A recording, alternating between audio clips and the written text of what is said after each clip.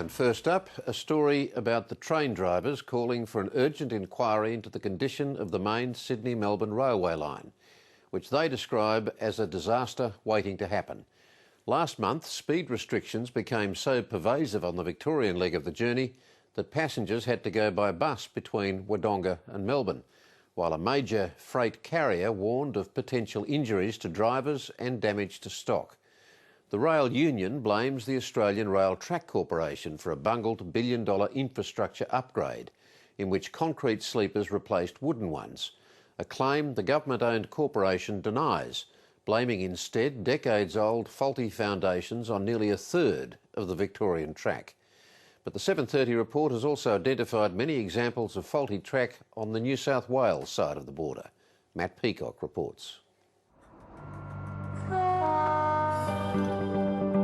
It's Australia's busiest rail line, linking the country's two largest cities, with 4 XPT passenger services running daily between Sydney and Melbourne and up to 30 freight trains.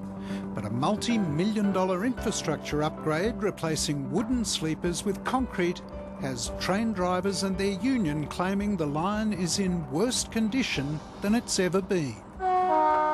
Anyone that goes on any of those tracks will tell you that it shakes and it rattles and it rolls, unlike any other track across Australia. The way the tracks are at the moment is it is a matter of time before a train derails. Last month, the freight operator Pacific National warned there is a high potential for rough track to cause injuries to drivers, damage to locomotives, wagons and loading. The track conditions were so bad, in fact, that the passenger service in Victoria was abandoned altogether because of multiple speed limits, and the XPT was replaced by coaches between Wodonga and Melbourne. It is unfortunate that the speed restrictions had to be put on, but we have to weigh up the safety issues against the issues of maintaining transit time. There's disagreement about the cause of the line's parlous state, but even the chief executive of the ARCT, the federal government's Australian Rail Track Corporation, David Marchant, doesn't dispute the effect. It is a rough ride, and nobody would deny that, including me. The issue is, that's the issue we need to rectify. The problem is mud that's pumped up between the new sleepers by pressure from the train wheels. This mud then washes the stone ballast away, leaving the concrete sleepers and the track exposed. As the heavy trains are moving over that track, they are forcing the sleepers to go down as they would, and the dirt underneath, because it's wet, is getting pumped out. Since the concrete sleepers have been laid, according to the Rail, Bus and Tram Union, hundreds of new mud holes have appeared. The union's loco drivers, who requested anonymity to safeguard their jobs, say they now worry about the safety of those on board the trains. Yeah, driver, we'll be serving lunch in approximately 2 or 3 minutes. I was just wondering if you could cut the speed back a little bit, probably for about 20 minutes. It just gets a little bit hard for balance when it's rocking. It's frightening, and you know, you go to work each day and you were really concerned about if you're going to get to where you're going at the end of your shift. You're just driving your train normally and all of a sudden you hit this bad hole in the road or some track defect and it shakes the whole train around. According to the ARTC, the mud holes responsible for the rough rides are the result of recent rain and were not caused by laying of the new sleepers. As many drivers have actually said the opposite, that the track's never been better since the concrete sleepers have been there. I've been on the job for a hell of a lot of years, and this is the worst, without a doubt, the worst that I've ever seen. The real mud hole problem, according to David Marchant, is confined to a section of Victorian track where inferior ballast was laid in the 1970s. 5 years ago we spent about $9 or $10 million putting new ballast on top of the old ballast. We did that 8 years ago as well, and what happened is the ballast has slowly sunk into these holes. But the mud holes aren't just restricted to Victoria. They're north of the border as well. Here at the tiny town of Tallong, the mud is so bad that you can scarcely see the sleepers. And the trains coming through here have had speed restrictions placed on them virtually ever since the sleepers were laid. are sections of the track where you'll go for 100, 200, 300 metres and all you'll see is mud coming up between the sleepers and the railhead. You cannot even see the ballast. Further south in Wagga Wagga, Karen Brill noticed the difference in her house next to the railway line when the new sleepers were installed. And what happens when a train comes through? Okay, the whole track just bends and bows, and the carriages just bounce along on there, and it's scary as.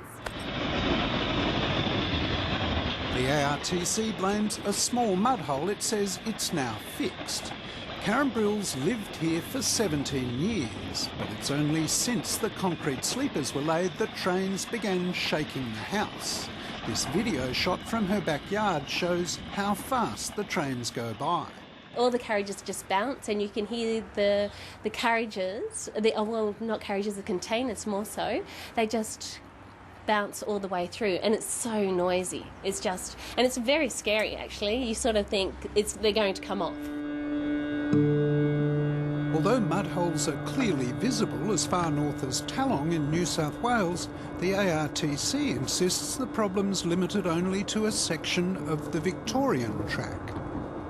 This problem is predominantly around 80 kilometres in the North East Line in Victoria, and it's predominantly because the base foundations in the 70s on that track was not up to the standards that we'd normally require. And this is over the whole of that track between Sydney and Melbourne. It's not just an 80 kilometre stretch. If anybody from ARTC wants to ride in any of our trains, they will see that I'm not sitting here telling stories. It's a fact of life. During November and December, in various sections of the track, we're going to go underneath and cut out the historical ballast that's still sitting there and replace it with the standard of ballast we normally use, and therefore break the back of this problem forever. Here, New South Wales Rail Corps is installing new concrete sleepers on Sydney's light rail network, with the foundations carefully prepared before the sleepers are laid.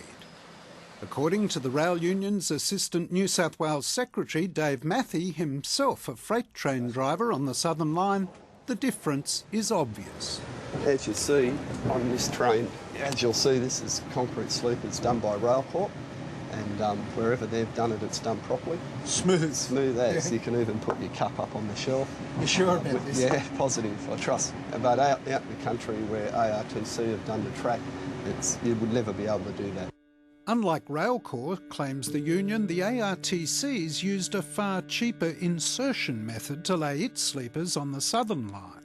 When they push the sleeper, they pull the old sleeper out, push the new sleeper in, the new concrete sleeper in, they've got to dig away part of the base and they push away that foundation. Then they put the new ballast on top.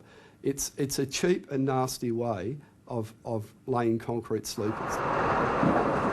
For drivers on the Southern Line, the trip remains a nightmare where they fear the worst. Is the stuff up? These guys are supposed to be per-way engineers. That's their work.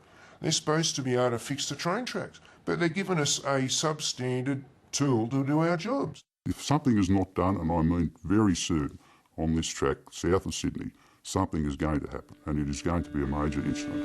The ARTC flatly denies that an accident is likely, saying the trains are being constantly monitored and citing an August report from Worley Parsons which states it is concluded that locomotive NR 112 is not likely to derail during operations under the prevailing track conditions and speed regimen.